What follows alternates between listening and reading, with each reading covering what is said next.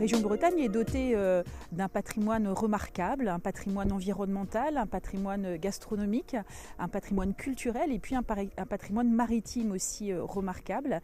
Eh bien, nous avons voulu depuis plusieurs années mettre à l'honneur cette thématique par des plans d'action, mais également par des appels à projets. Et donc il était important pour nous de rassembler un plus grand nombre de personnes sur ces thématiques, puisque la Bretagne est une terre d'innovation, où les publics privés, associatifs, se mobilisent justement pour sauver ce patrimoine, en tout cas pour le mettre en valeur.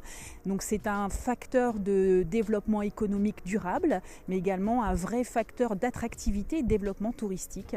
Et nous avons voulu, avec ces rencontres, partager notre savoir-faire et surtout confronter nos expériences à celles de nos collègues internationaux. À travers nos plans d'action et nos appels à projets, nous avons mis en exergue les bateaux patrimoniaux, donc des voiliers du patrimoine, des voiliers qui étaient pour la plupart pas forcément en bon état. Il fallait refaire les voiles, il fallait refaire les pontons, il fallait refaire les baumes, etc. Et donc nous avons, par un financement de la région, mais également un accompagnement aux pratiques commerciales, marketing, RH, fait émerger une nouvelle économie, puisqu'un certain nombre de bateaux maintenant naviguent et permettent aux touristes de franchir le pas et d'aller sur nos eaux bretonnes.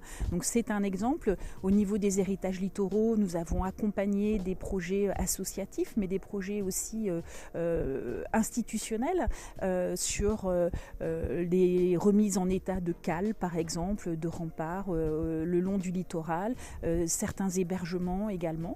Et notre dernier appel à projet sur l'archéologie sous-marine, c'est de donner un petit coup de pouce justement sur cette archéologie qui n'est pas du tout exploitée, ou en tout cas insuffisamment à notre sens, puisque nous parlons beaucoup de ce qu'il y a sur terre, ce qu'il y a au bord de mer, mais très peu sous la mer.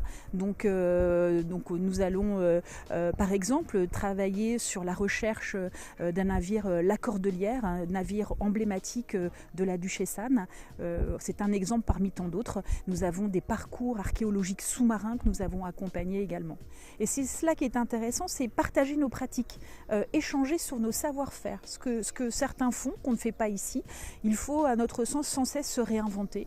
Et justement, ces rencontres internationales sont l'occasion de partager ce que nous avons réalisé tous ensemble. Voilà, donc c'est vraiment un ensemble de partage de bonnes pratiques que nous souhaitons réaliser lors de ces rencontres.